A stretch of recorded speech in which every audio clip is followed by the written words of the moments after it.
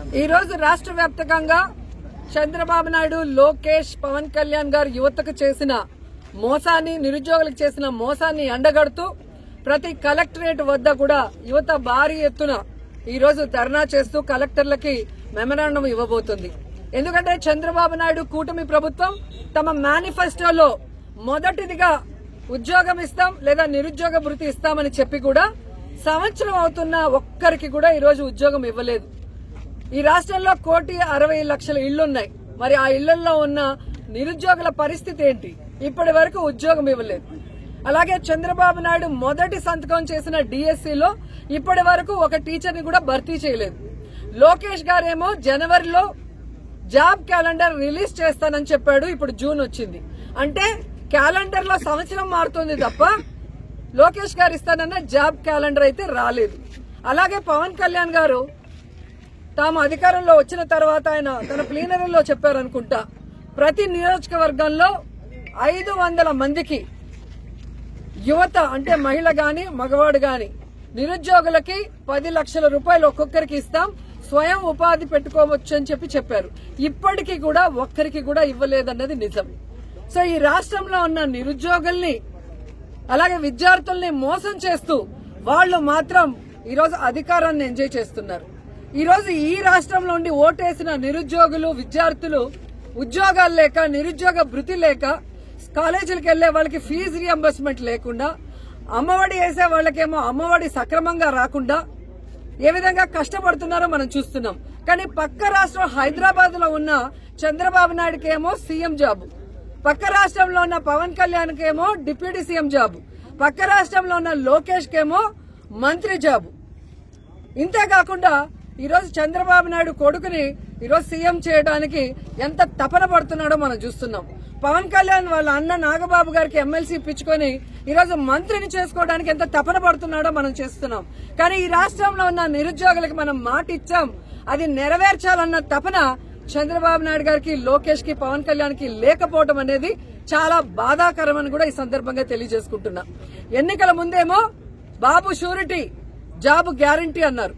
ఇంటింటికి వెళ్లి బాండ్లను పంచారు.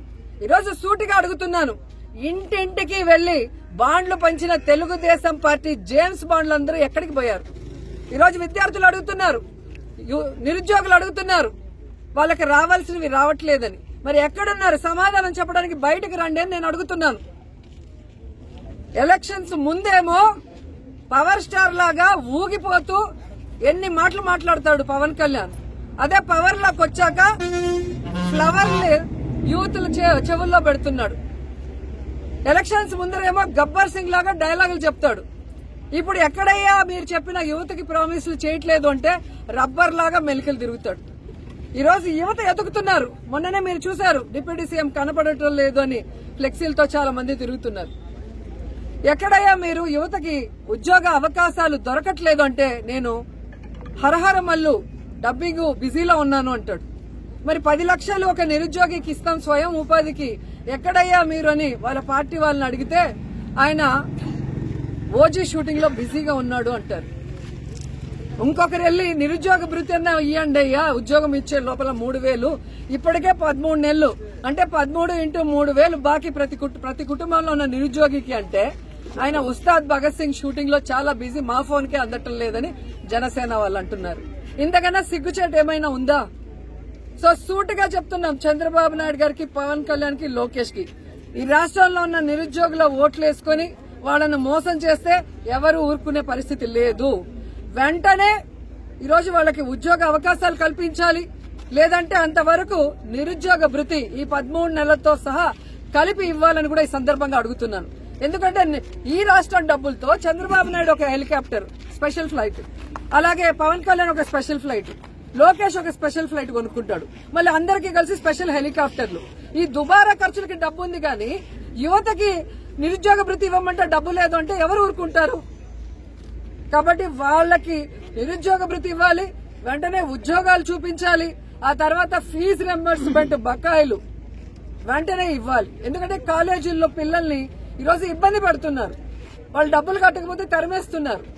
ఈరోజు వాళ్ళు చదువుకోకుండా ఇళ్లలో కూర్చుంటే వాళ్ళ కుటుంబాలు ఎలా బాగుపడతాయన్న ఆలోచన వీళ్ళకి లేదని నేను ప్రశ్నిస్తున్నా.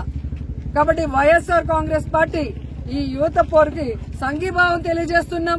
యువతకు ఉద్యోగాలు, నిరుద్యోగ వృత్తి వచ్చేంత వరకు, అలాగే చదువుకుంటున్న పిల్లలకి ఫీజు రియంబర్స్మెంట్ వచ్చేంత వరకు పోరాడుతూనే ఉంటామని కూడా తెలియజేసుకుంటున్నాం. Please subscribe .news.